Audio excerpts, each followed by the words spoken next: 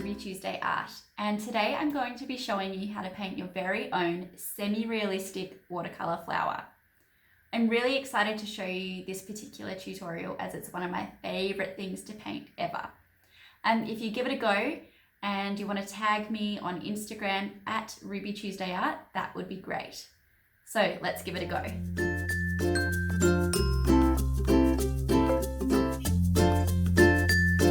Okay, so today we're painting a semi-realistic rose.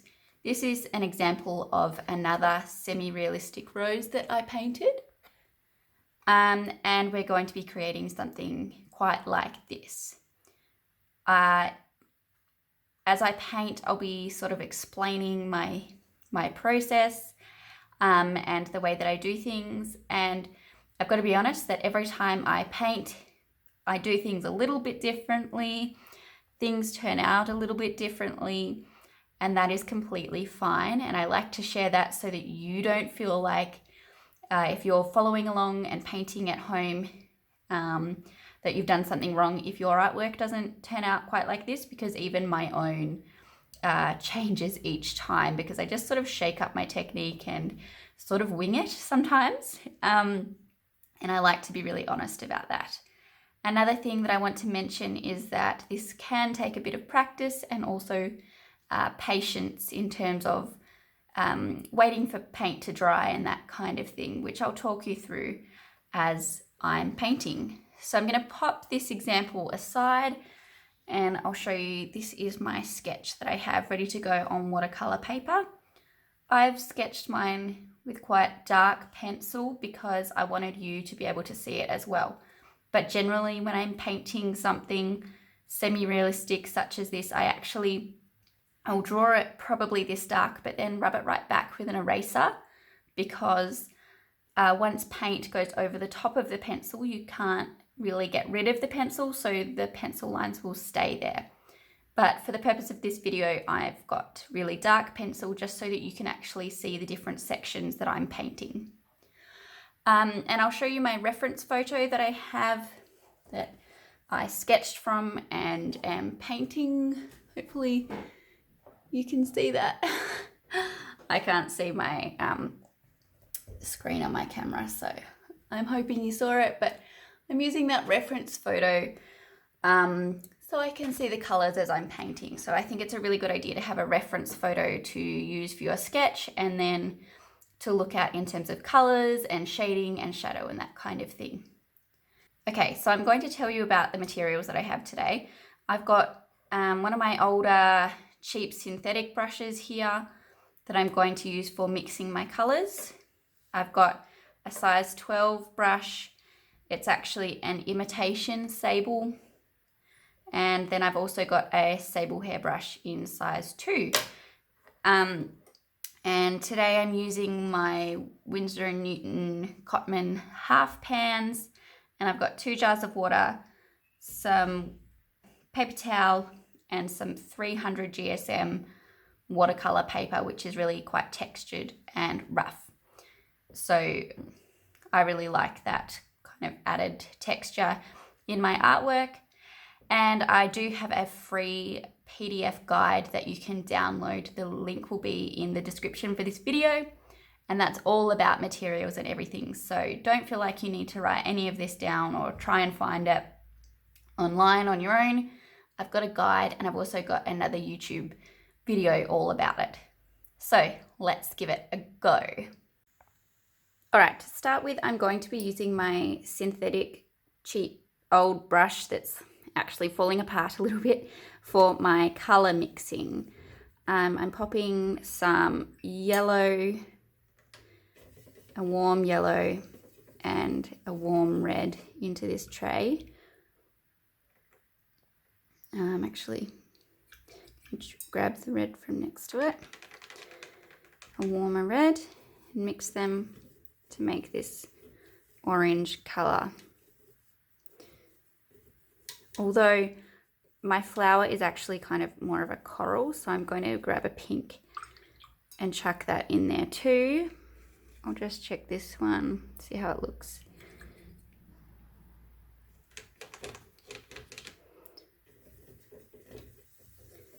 Okay, there we go. I've got my colour mixed and ready to go. So that's why I have an older brush that I can really get in there and mix, and it doesn't matter if I'm going to damage the bristles or anything like that. All right, I'm ready to start. So what I'm going to do is paint in sections. I've got really clear sections here. Each petal is a section. And if you've watched my wet into wet tutorial, you'll know that if two of these sections that are next to each other are both wet and they touch, the colour and paint and water will bleed into each other, which is a really beautiful effect, but not the effect that we want today for semi-realistic flowers. That's more of, if you're trying to do something a bit more loose, you might do that. So today we're trying to work in sections. So it's going to look a bit like a checkerboard as I paint. I'll have, for example, maybe this petal painted, skip that one and go to that one. And so at some point, once I finish that first lot of petals, yeah, it's going to look like a checkerboard, and then I will wait for them to completely dry and paint the rest. So it's really quite, you need a lot of patience for this kind of painting, but as you get used to it, you'll be able to relax into it and really enjoy it. So I'm going to make a start. I'm going to start with my smaller size 2 brush and start with the petals on the inside. I'm going to be painting with more diluted paint to begin with because I'm going to be working up the layers on this artwork. So my first layer will be quite diluted, and then I'll go in and add shadows and depth later. So I've got the diluted paint on my brush, just getting the excess off, and I'm going to make a start. My first middle section. And I am actually going to dab in a bit more concentrated paint just to get that wet into wet effect happening. And you'll see that it adds a bit of depth already. And now I'm going to choose another section that is not touching, like that one. And I'm just going to repeat that process. Choosing sections, filling them with paint. And if I want to add a little more depth now in this first layer, I'm going to dab in some more concentrated paint. And so I'm doing that based on where the shadows are in my reference photo.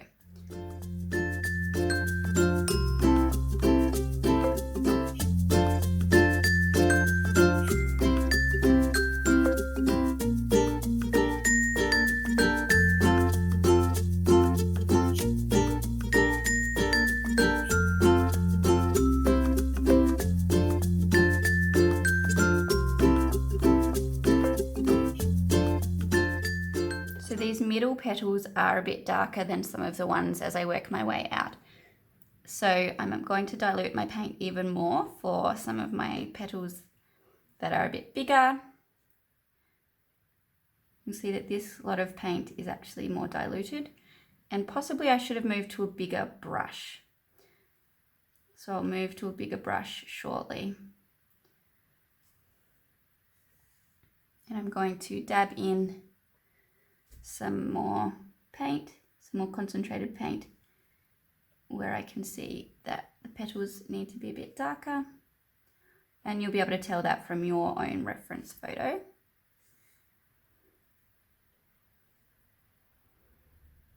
And I will now that you've got the gist of it, I'm going to speed up this process so that you can see me a bit quicker painting this first round of petals.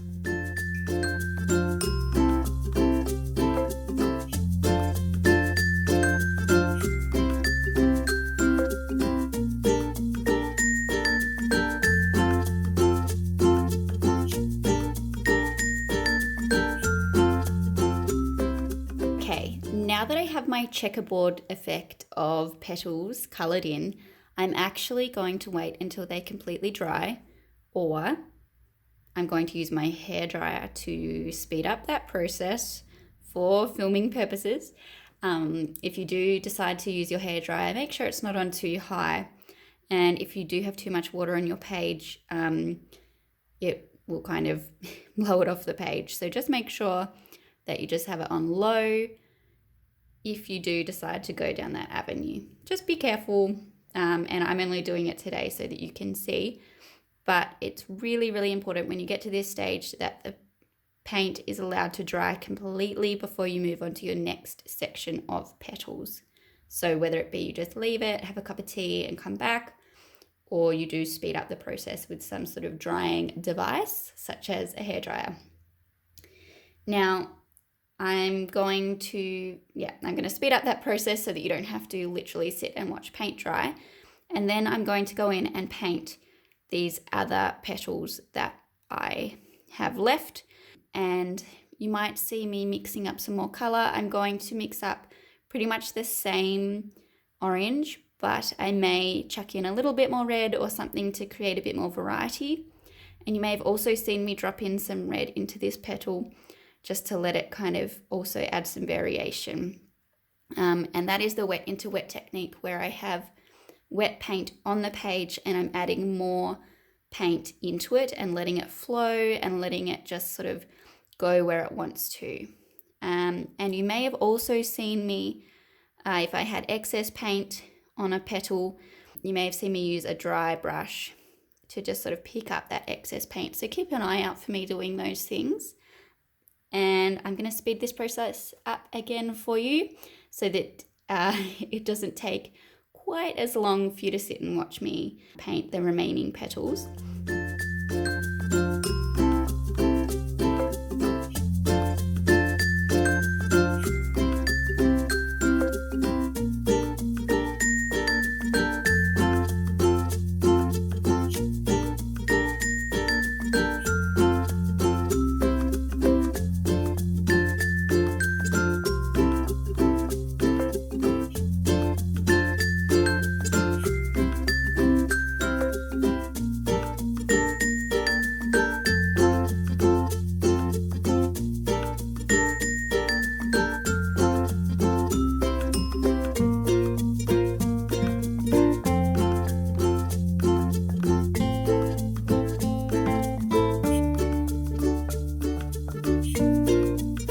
Okay, so now I've got my first layer of paint on the page.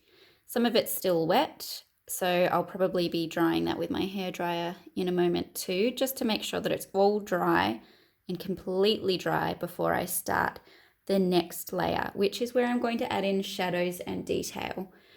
So I'll be working in sections again, but because the shadow will only cover part of the petal, I might be able to do a few petals that are next to each other without it mattering too much, because there won't be wet paint hitting wet paint. But if there's a shadow on a petal that will then be meeting a shadow on the next petal, I will work in sections again just to make sure that I don't get any of that bleeding happening.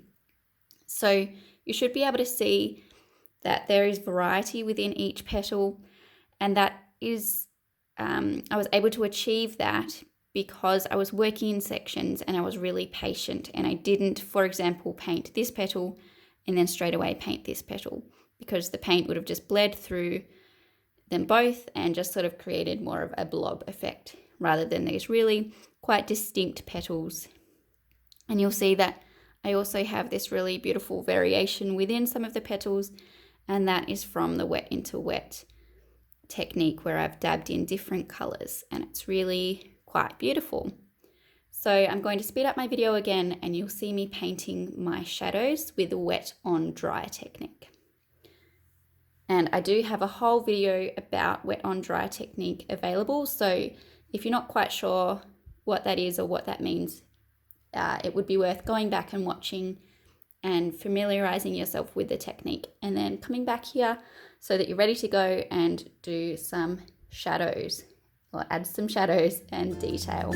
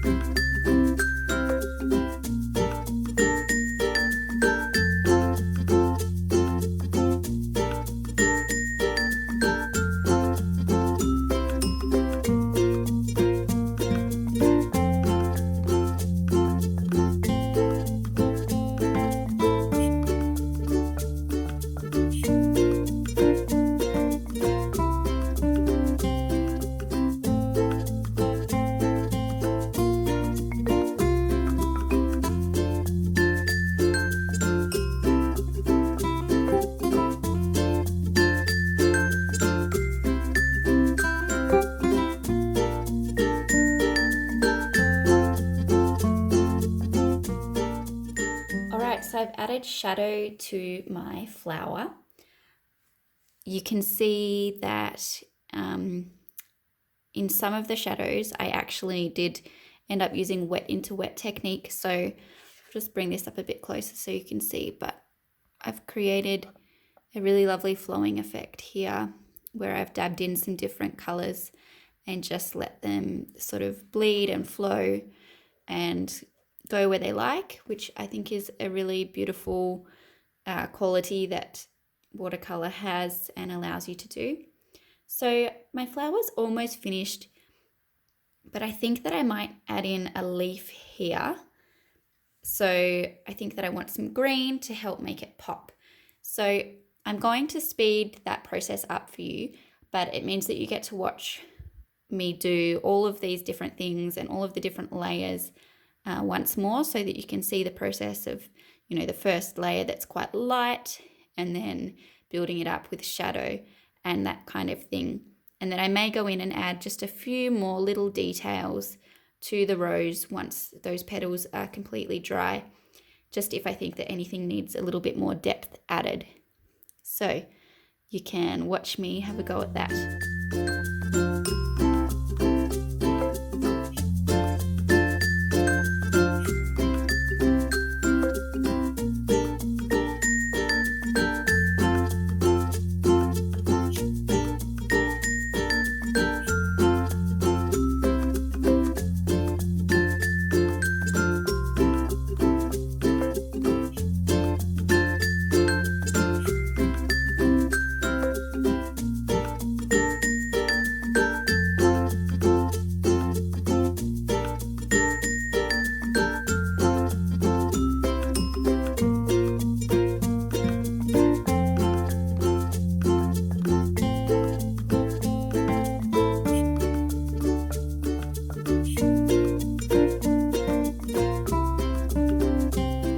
All right, that was a really good example of what not to do. I was painting my leaf. And then I decided to go back in and add some shadow on this petal here while the leaf was still wet. And you can see that some of the green from the leaf has bled into the petal. That is what happens when you are impatient like me.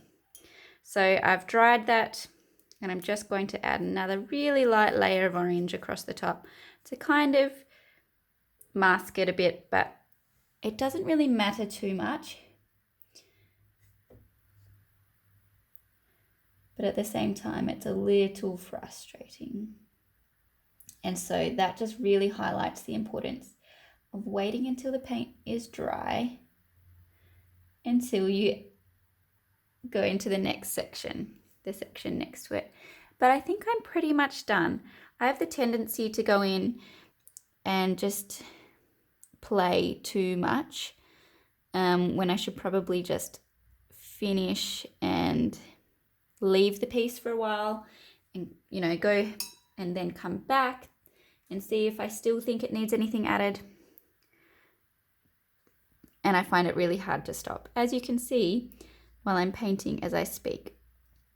But I'm just going in and adding a few more little shadows to add a bit more detail and a bit more depth. So to add these shadows, I'm just adding a really concentrated version of the same color that's already on the petal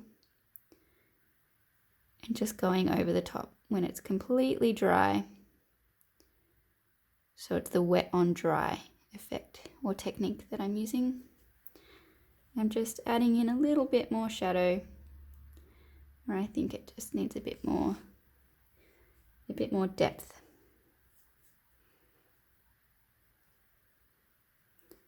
And variety, so that you can really tell where one petal finishes and the next one starts.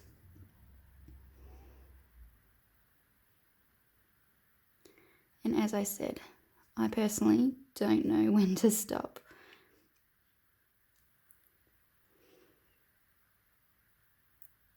So if you've had a go at this, I'd love to see a picture on Instagram. Tag me at RubyTuesdayArt.